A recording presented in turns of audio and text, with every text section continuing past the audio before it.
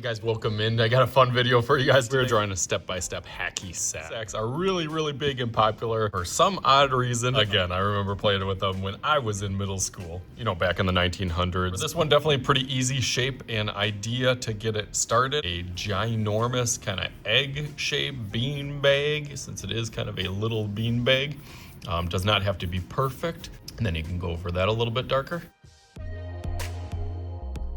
Okay, that looks nice from there. And then of course you can always customize it or design it. I'll give you a couple tip inspiration ideas that I have. I've noticed a lot of them have like a textured pattern on them because it is woven or stitched or knit. So I'm gonna do this cool kind of diamond pattern, some X's or diamonds kind of going back and forth. So I can go over that a little bit darker.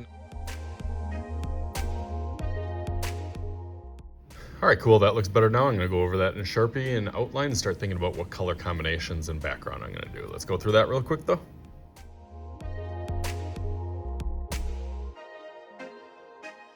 All right, so that is looking nice. Now I'm a little bit more happy. I haven't quite seen the vision yet, but we will get there. Trust the process. So let's do a little magical powers with this one. We'll do a little flip trick here. Ready?